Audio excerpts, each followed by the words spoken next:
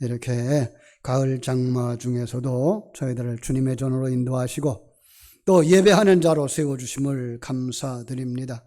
그것은 바로 우리 속사람들이 강건하기를 원하는 것인데 오늘 또 아버지 하나님이여 속사람과 함께 겉사람도 안녕할 수 있도록 하나님께서 큰 은혜와 축복의 말씀으로 이끄시고 인도하시고 기름을 부어 주시옵소서. 예수님의 이름으로 기도하옵나이다. 아멘.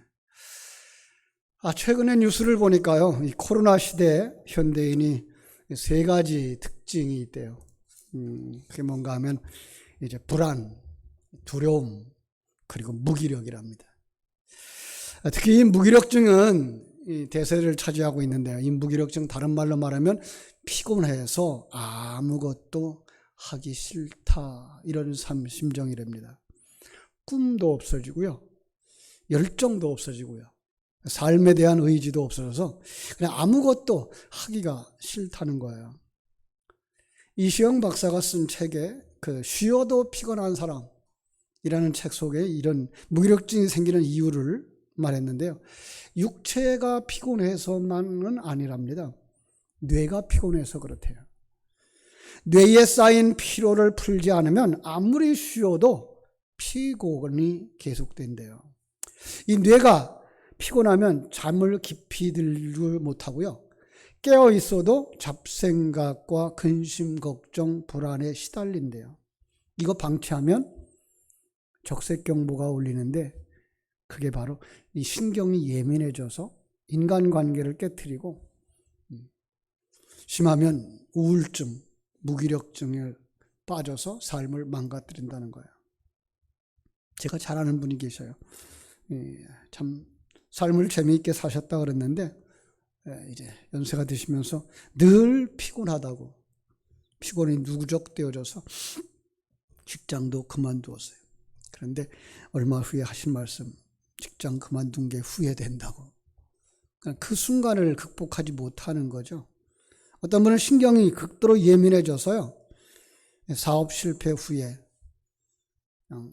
다시 한번 그 사업을 회복시켜 보려고 쓰리잡이라 그러죠. 그냥 아르바이트를 3군데씩이나 뛰면서 가족을 책임졌대요. 그러더니 어느 날 친구한테 나 너무 피곤하다, 좀 쉬고 싶다 그러더니 아예 삶의 줄을 놓고 세상을 떠났답니다. 이렇게 정신적인 피곤이 몰려오면 삶이 언제 무너질지 모른대요. 피곤이 몰려오면 여러분 정신 차려야 됩니다. 그런데 피곤해지고 뇌가 피곤해지면 정신줄을 놓을 수밖에 없다는 거예요. 육체도 피곤해지고요, 망가진다는 거예요. 그런데 안타깝게도 이 세계적으로 우리 한국 사람들이 피곤을 더 느낀대요. 이유는 아마도 빨리빨리 그리고 경쟁 구조에서 앞장서기 위해서 달려가게 된 것들이 아니었나. 오늘날 많은 통계에 의해서 직장인들이 70%나 되는 사람들, 그러니까 이 세상을 살아가는 70-80%의 사람들이 다 이 피곤을 느끼면서 살아간다라고 이야기를 합니다. 그런데 사람이 어쩔 수 없이 피곤이 절정에 이를 때가 있죠. 오랫동안 수고해도 열매가 없을 때, 정말 어떻게 해야 할지 알 수 없는 상황에 처했을 때, 그죠? 또 열매를 얻기 바로 직전에 번번이 실패를 했을 때, 농사를 하던 사람이 그냥 수확기가 다 됐는데, 포도 농사하는 사람이 수확기가 다 됐는데 장마가 들어서 그냥 포도가 다 터져버렸을 때, 그래서 포도 농사 그만두고 이제 바닷가에 가서 양식 사업을 했는데 물고기가 자라서 이제 출하할 만큼 됐는데 이게 태풍이 불어서, 그리고 그냥 물이 뒤집어지고 물고기들이 다 폐사했을 때, 이런 것이 계속 겹쳐지면 사람은 무기력해질 수밖에 없다는 거예요. 장기간의 어떤 고통과 고난이 계속 되어졌을 때, 정말 앞길이 막막해졌을 때 사람은 극도로 피곤해진다는 거예요. 오늘 본문의 저자 다윗은요, 이 고난을 지속적으로 겪으면서 아주 매우 피곤한 인생을 산 사람이 아니었을까라고 생각해 볼 수 있는데요. 오늘 본문이 말하고 있는 이 시편 26편을 보면 적들이 다윗을 괴롭혀서 극도로 지친 모습을 보여줄 수 있습니다. 그런데 결론부터 말씀드리면 다윗은 이 피로와 곤고함을 이겨냈습니다. 그가 노년에 쓴 시편 23편이 말한 것처럼 인생의 마지막에 승리의 기쁨과 행복을 노래할 수 있었던 것입니다. 저는 그래서 이 말씀을 가져와서 오늘 이 피곤에 지쳐있는 우리 모두 다 참 다윗처럼 회복하고 참 승리를 그리고 기쁨을 누리시기를 원하면서 오늘 말씀을 풀어가려고 합니다. 자, 오늘 말씀에 보니까 과연 이 다윗은 어떻게 그 피로를 극복하며 불안을 평안으로 바꾸고 건강한 삶을 살 수가 있었을까? 우리는 어떻게 해야 이 피로감과 무기력감에서부터 벗어날 수 있을까 하는 거예요. 저는 여기서 첫째로 자기의 정체성을 분명히 했다라는 걸 생각해 볼 수가 있습니다. 오늘 본문의 다윗은 피로를 극복하는 모습을 보여주는데요. 1절을 같이 읽겠습니다. 내가 나의 완전함에 행하여 싸우며 흔들리지 아니하고 여호와를 의지하여 싸우니 여호와여 나를 판단하소서. 다윗은 곤고한 중에 피곤한 중에 이렇게 어떻게 했다? 완전함으로 행하였다. 흔들리지 아니했다. 여호와만 의지하였다. 수요일날 예배를 같이 나누신 분들, 말씀을 같이 나누신 분들은 기억합니까? 시편 1편 말씀처럼 악인의 꾀를 좇지 아니하고 죄인의 길에 서지 아니하고 오만한 자리에 앉지 아니한다. 어떤 사람이? 복 있는 사람이. 더 가까이 있는 우리의 이야기로 말하면 나는 하나님의 백성, 하나님의 생명은 가진 자의 삶을 살았다. 어떤 사람이기 때문에? 나는 하나님의 백성이기 때문에. 3절에 보면 오늘 3절이죠. 그래서 결연한 의지가 있습니다. 내가 주의 진리를 행하겠다라는 거예요. 4절은 말이죠. 허망한 사람이나 간사한 자와 동행하지 아니하고 악한 자와도 같이 아니하겠다. 같이 하지 아니하겠다. 11절. 나는 완전함에 행하겠다라고 결단하고 그 삶을 살았다는 거예요. 다윗도 피곤과 곤고함이 몰려올 때가 수없이 많았다는 거죠. 그런데 다윗은 그때 어떻게 했다? 나는 하나님의 자녀입니다. 하나님의 자녀, 하늘 생명을 가진 자답게 살겠습니다 라고 외쳤다는 거예요. 우리도 한번 외쳐볼까요? 이렇게 한번 외쳐봐요. 하나님, 나는 하나님의 자녀입니다. 하나님의 자녀답게 살겠습니다. 하나님의 자녀답게 살겠습니다라고 하는 마음의 결단. 왜? 나는 하나님의 자녀니까. 그렇습니다. 하나님의 백성들, 성도들이 자기 정체성을 분명하게 하고 주어진 삶의 모든 정황을 하나님이 섭리하신다는 사실을 믿는 믿음으로 당당하게 살면 피곤을 이기는데, 그죠? 그때에 하나님께서 그에게 감당할 수 있도록 공급하신 은혜가 있다는 거예요. 그 사람은 누구를 만나거나 어디에 있거나 마음이 편한 법이에요. 평강의 삶, 은혜의 삶을 누릴 수가 있는 거예요. 예전에 옥에 갇혔던 사람들의 이야기들을 이렇게 살펴본 적이 있어요. 김대중 대통령 옥살이 많이 했죠, 그죠? 그런데 남아공화국의 이 만델라 대통령, 그죠? 전 대통령들이죠, 다. 긴 감옥살이를 하는데 두 사람이 더 공통점이 뭔가 하면 추록을 한 다음에 대통령이 됐어요. 또 다른 좀 공통점이 있는데 그들은 감옥에 있는 동안에도 불안해하거나 피곤해하지 않았다는 거예요. 오히려 사기 춘천했고요. 그들은 거기서 새로운 계획을 세우는 사람들이었다는 거예요. 어떻게 그럴 수가 있었을까? 그들은요, 하나님을 바라보는 사람들이었어요. 그리고 정의를 위해서, 자유를 위해서, 민주주의를 위해서 옳은 길을 걷겠다라는 결단들이 있었던 거예요. 그러니까 자기 정체성이 분명한 사람, 그 생명, 그 믿음 가지고 바른 길을 가는 사람은 곤고함을 이기는 힘이 생기더라는 것입니다. 여러분, 이사야서 40장 28절로 31절에 보면은요, 그래서 환경이 매우 어려웠을 때 하나님이 이사야를 통해서 이렇게 말씀하여요.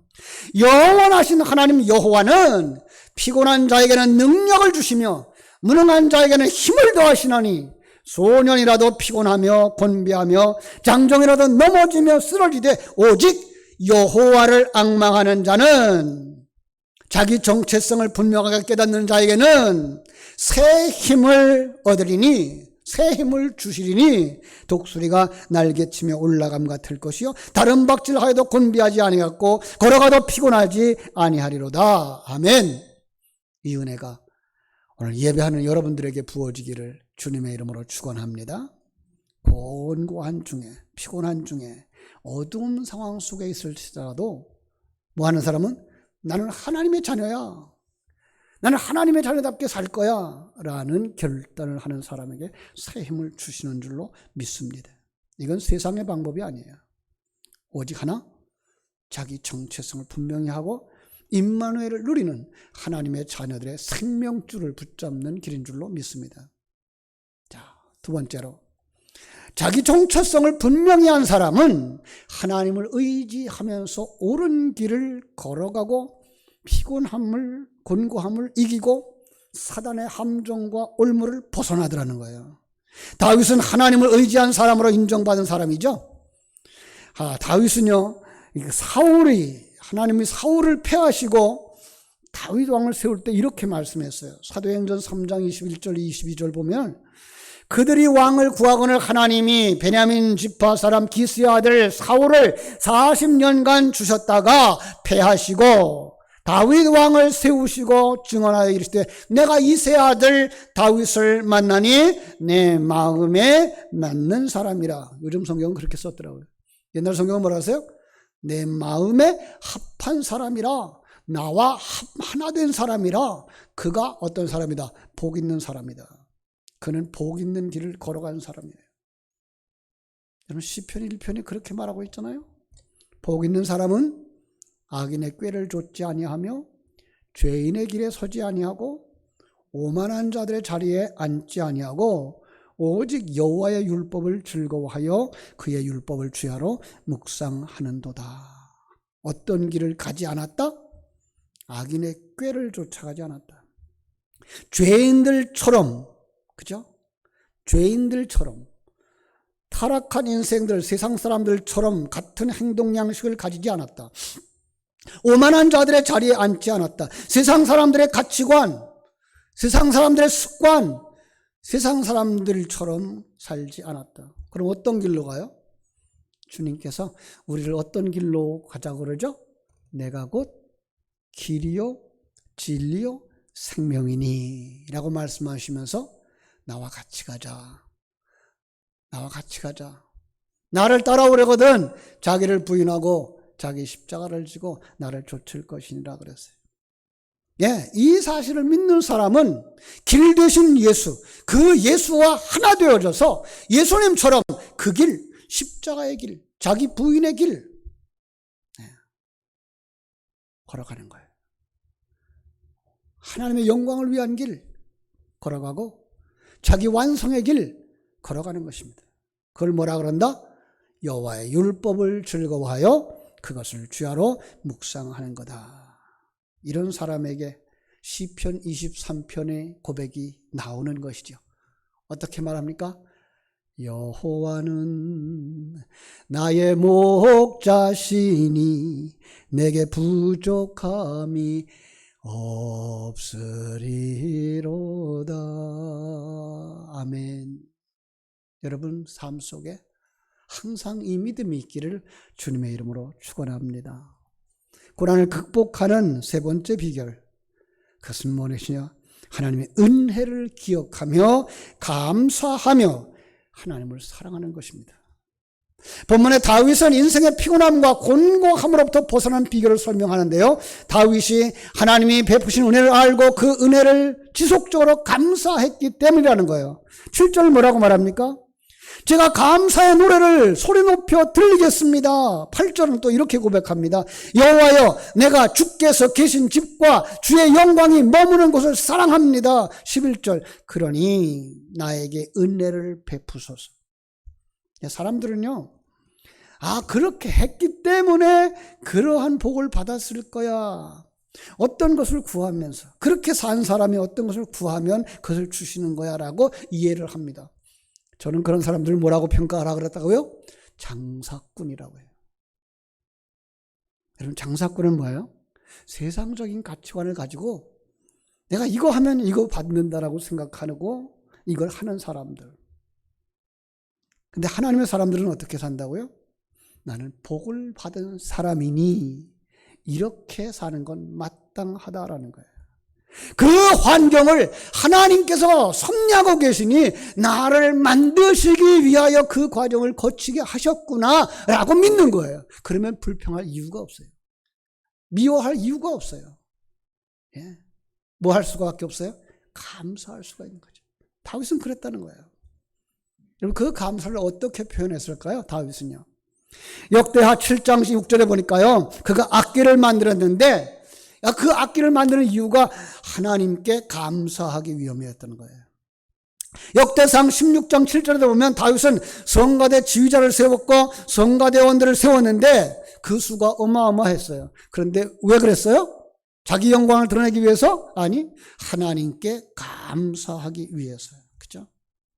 그래서 시편에 이 다윗의 시들을 이렇게 묵상해 보면요, 감사라고 하는 단어가 수없이 많이 나와요. 요즘은요, 이 컴퓨터가 있어서 참 재미있어요. 시편 150편 가운데서 감사라는 단어가 몇 번이나 있을까라고 찾으면요, 그 숫자가 나와요. 이 시편 150편 속에서 감사라는 단어가 75번 나오는데 그 내용을 찾아 들어가 보면 대부분이 다 다윗의 이야기예요. 다윗은 그러니까 어떻게 한 사람이에요? 감사하는 사람. 구원하심에 감사, 인도하심에 감사, 축복하심에 감사, 하나님의 선하심에 감사, 우주 만물을 창조하심에 감사. 다윗은 눈을 뜨기만 하면 감사. 왜 그럴 수 있다고요? 그 심령 속에 하나님의 생명이 있어서, 하나님의 계획을 알아서, 하나님이 함께 하시며 인도하시며 섭리하셔서 나를 천국 백성으로 만들고 계시다는 사실을 믿기 때문에. 이게 어디에 있어야 돼요? 우리 속에, 여러분의 심령 속에 이게 있을 때 그는 뭐 할 수 있다?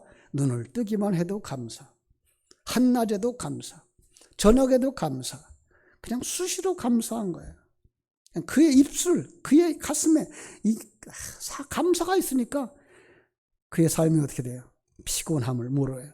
피곤함이 왔다가도 도망가는 거예요. 하나님을 향한 사랑이 식지를 않았어요. 여러분, 감사가 있는 곳에 피곤과 곤고함을 극복하는 열정의 에너지가 부어지는 줄로 믿습니다. 자주 불평하면요, 사람의 뇌가 피로가 쌓인대요. 그리고 희망이 사라지고요, 오히려 불평을 더 낳게 만든다는 거예요. 그래서 불평의 사람들은 항상 피곤하다는 거예요. 그래서 자주 수시로 감사하며 살아야 되는데 세상 사람들은 이야기하죠. 그게 됩니까? 범사에 감사하라. 그게 됩니까? 근데 우리는 된다는 거예요. 왜? 나는 하나님의 은혜를 입은 사람이니까, 하늘 생명을 받은 사람이니까, 하나님이 주신 그 가치관을 가지고 천국을 바라보며 달려가는 사람이니까, 이것도 나를 위하여서 주시는 하나님의 연단의 기회고 은혜의 기회고 나를 만드시는 하나님의 계획인 줄을 아니까, 여러분, 이 은혜가 여러분 속에 넘쳐나기를 주님의 이름으로 축원합니다. 억지일까요? 여러분, 이런 얘기가 있어요. 얼마 전에 제가 한번 영상을 통해서 보여드린 적이 있는데, 웃음전도사 이요셉 집사님의 얘기. 그분이 이렇게 말합니다. 우리 뇌도, 이걸 하나님이 주신 거예요, 우리 뇌도 거짓 웃음과 참 웃음을 구별하지 않고 웃으면 온 몸을 기쁘게 하고 활력이 넘치게 합니다. 그러면서 실험을 했는데요. 자, 한번 우리도 같이 한번 실험해 볼까요? 제 손에 아주 그 신선한 오렌지가 하나 있다라고 생각해 보십시다. 절반을 뚝 잘랐더니 그 오렌지에서 그 오렌지 즙이 뚝뚝 떨어집니다. 아주 새콤하고, 그죠? 자, 이 신 오렌지를 한 입 딱 깨물었습니다. 그러면 입안에 침이 고인다는 거죠. 여러분 어때요? 지금 제가 얘기하는 동안 여러분 침샘이 이렇게 뻐근해지고 침이 나오는 거 느껴지지 않나요? 실제로 여러분 그 오렌지를 드시지 않았잖아요. 이야기만 들어도 우리는 그게 느껴지고 반응하는 거예요, 우리 몸이. 그러니까 웃음도 그런데 바로 이런 거죠. 여기에다가 저는 감사하라는 거죠. 예. 그러니까 감사한 마음을 만들어내고 표현하면 우리의 몸이 뭐 한다고요? 피곤을 물리치고 감사의 삶을 사는 자로 바뀌어진다는 거예요. 어떻게 하라고요? 그런데 우리는 그걸 그냥 거짓말인데도 불구하고 그렇게 하라는 게 아니라 우리는 분명한 게 있어요. 뭐야? 나는 하나님의 자녀다라고 하는 거죠. 그러니까 범사에 감사하라, 이는 너에게 향하신 하나님의 뜻이니라가 아니라 우리는 하나님의 생명을 가진 자이기 때문에 범사를 감사할 수 있다라는 거예요. 그러면 그 사람은 피곤을 이기고 무기력감에서 벗어난다는 것입니다. 사단의 함정, 사단의 올무, 이건 우리를 무기력하게 만들고 그리고 의미 없게 만들고 세상 경쟁 속으로 우리를 끌어들어가는 거예요. 이런 노래, 이런 이야기가 있어요. 노래는 부를 때까지 노래가 아니며 종은 울릴 때까지 종이 아니다. 사랑은 실천할 때까지 사랑이 아니며 감사는 표현할 때까지 감사가 아니다. 어떻게 해야 된다고요? 종은 쳐야 되고 노래는 불러야 되고 감사는 표현해야 되는 거예요. 그죠? 여러분 오늘도 감사하는 하루 되시기를 바랍니다. 그죠? 넘어져도 감사, 양에 안 차도 감사, 그죠? 인도하심에서 구원하심에서 하나님께 감사하게 될 때 여러분들의 피곤이 사라지게 될 줄로 믿습니다. 세상 사람들이 말합니다. 그게 됩니까? 하나님의 생명을 가진 사람은요, 가능합니다. 그죠? 하나님의 생명, 하나님의 가치관을 가진 사람, 임마누엘을 누리는 사람은 할 수 있습니다. 우리 한번 같이 한번 외쳐봅시다. 나는 할 수 있다. 할 수 있다 하신 이는 나의 능력 주 하나님, 의심 말라 하시고 물결 위 걸으라 하시네. 할 수 있다 하신 주, 할 수 있다 하신 주, 믿음만이 능력이라 하시네. 믿음만이 능력이라 하시네. 믿음으로 감사하고, 내가 하나님의 자녀야, 나는 하나님의 자녀답게 살 거야 라고 하는 이 자부심과, 그래서 하나님의 자녀답게 사는 것, 옳은 길을 하고 바른 길을 하고 건강하게 사는 것, 그 속에 뭐가 있어야 돼? 감사가 넘치는 삶을 살아갈 때 우리 안에 피곤이 사라지고 활력이 솟아나게 될 줄로 믿습니다. 기도하겠습니다. 하나님 우리 아버지의 크신 은혜와 사랑을 감사하고 감사합니다. 다윗의 생애, 그는 정말 곤고한 생애였습니다. 대적들이 항상 그를 위협하는 삶이었고 자녀들까지도 그를 힘들게 만드는 그런 어려운 상황들을 겪었습니다. 그러나 그럼에도 불구하고 오늘 주신 말씀처럼 그는 나는 하나님의 자녀야 라고 하는 자기 정체성을 분명히 하는 삶을 살았으며, 내가 하나님의 자녀답기 때문에 하나님의 자녀답게 살아야지, 하나님의 영광을 위하여 살아야지, 바른 길을 걸어가야지, 믿음의 길을 걸어가야지, 자기 십자가를 지고 주를 쫓아가야지 라고 하는 생각을 가지고 살았으며, 하나님의 섭리를 믿기 때문에, 하나님의 은혜를 믿기 때문에, 하나님이 나를 재창조해서 천국 백성으로 만드실 것을 믿었기 때문에 그는 어려움 중에서도 감사를 잃지 아니하는 사람이었습니다. 그래서 그의 삶은 이사야가 말씀하신 것처럼 그저 독수리처럼 힘을 얻는 삶을 마지막까지 살고 하나님의 성전을 완성하기 위해서 정말 하나님의 나라를 완성하기 위해서 자신의 모든 것을 드렸던 아름다운 인생을 살았습니다. 아버지, 오늘 예배하는 모든 성도들에게 동일한 은혜를 허락하여 주시옵소서. 우리 하나님은 어제나 오늘이나 누구에게나 동일하신 하나님을 믿사오니 나의 하나님이 되심을 믿사오며 내가 그렇게 하나님의 생명을 가지고 살아갈 수 있는 하나님의 자녀인 것을 믿는 믿음이 오늘 예배하는 모든 성도들의 심령 속에 충만되게 하여 주시옵소서. 예수님의 이름으로 기도하옵나이다. 아멘.